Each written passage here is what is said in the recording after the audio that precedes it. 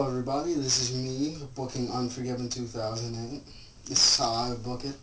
Some of these matches are the same or similar because there's no other way you could book some of these superstars in certain without having some of these matches, which is reasonable for what they're doing.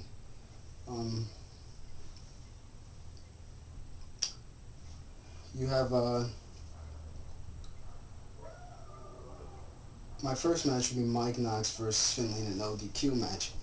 This would work great for the feud. He's saying or Finlay's gone soft, so you have a hardcore kind of type match.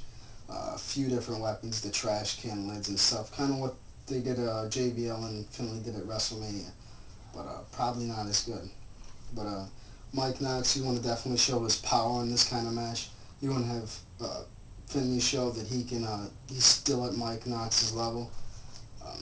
But Mike Knox just appears to be a little bit stronger in certain cases. And basically battle outside the ring, and he hits Finlay with some kind of object. And Hornswoggle goes to save his dad. And Mike Knox throws him in the ring, beats him up a little bit, sets him up on a chair, and delivers a big boot to his face. Hornswoggle's obviously not tall enough, so he puts him on the chair to do it. This is Mike Knox, or Finlay goes to save his son, and ends up getting Mike Knox's finisher. This feud actually will continue. My second match would be Michele MCcool versus Victoria for the Dibiase title. Michele MCcool really needs to have a victory on a pay-per-view, and her in-ring skills need to get a little bit better, so I'm putting her against opponent of Victoria, who has good credibility as being a good female in-ring performer. She'll kind of help her out in the ring, she'll probably call the shots, but in the end, Michele MCcool will win to retain it for a little bit. And before this started, you have a little bit of a feud, like a friendly feud starting that in the number one contendership match they pitted Victoria versus Natalya, which Victoria did win to get this match, and Natalya watched backstage and she seen Michele MCcool win. Now you have my third match would be Santino with Beth versus Kofi for the IC title. This to me is very, very simple. This is my way of putting the IC title back on Kofi and giving it a little bit more credibility. Santino he's a great comedian, and I think he should stay in that light unless his in-ring skills grow or they actually let him show. I guess he has some sort of MMA background or something like that, but later that should be shown, or jiu-jitsu or something like that. I can't remember exactly what type it was, but he has some kind of fighting background, which should be used later on after the comedy. And Kofi Kingston will go on to feud with others. This feud will end. You have Tyme versus Rhodes and Dibiase for the tag titles. Basic storyline is what they're doing on Raw, and Rhodes and Dibiase go over. They're really going to get a lot of heat for beating Cryme, which is good. And I'd have Cody Rhodes get the pin over JTG. Cody Rhodes needs a pinfall over somebody. He hasn't gotten a pinfall over somebody in a really long time. Dibiase's been getting a lot of pins lately. They'll attack them after and a whole bunch of other stuff. My next match is Mark Henry versus Evan Bourne. Evan Bourne is going very popular. Before he was in WWE, he was very popular. So this is my chance of giving him a chance to showcase what he can do. Mark Henry, unfortunately, is going to keep his title, and this is also supposed to be Evan Bourne's first pay-per-view appearance.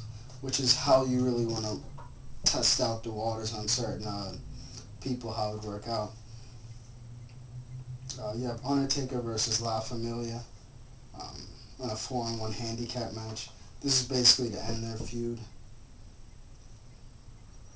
Uh, they tease a little bit that it's going to continue, which it may continue to some extent, which I'll get to later in another video. But Undertaker obviously goes over for a lot of reasons to end this once and for all. You have CM Punk versus Kane versus JBL versus Cena in a fatal 4-way match for the World Heavyweight Championship. This is Rey Mysterio's return. He comes back, battles Kane to the back, kind of what he did on Raw, but he'd take it much further to the back instead of to the little side area they did. And then it'd be a CM Punk versus JBL versus Cena left in the ring. You'd have Punk be down, basically what they're doing, and have John Cena and JBL kind of fight a little bit about who's going to get the pinfall and stop each other from pinning Punk. And Cena finally gets JBL out of the ring, and CM Punk picks him right up and hits the GTS, and he gets a pinfall over Cena. The reason I made him get a pinfall over Cena, because he needs a credibility over someone like that. If it's ever going to boost him up to anywhere. So I give him a pinfall over Cena. You have Y2J versus HBK in a last man standing match. Basically, HBK gets over. You know the storyline. It's the same here. That's what I do. My 9th match be Triple H versus Jeff versus MVP versus Shelton versus the Brian Kendrick in the championship scramble. I didn't want to book this match, but you kind of had to in a lot of ways, or you'd have run over matches, or you wouldn't be using some of the main people that I'd like to get over in a few months. This teases the feud between Jeff, Shelton, and MVP, and Jeff does get the win, and he is the new WWE champion, the way I would book it. Especially going into something, a new channel in like a few months, you definitely want a big impact like that.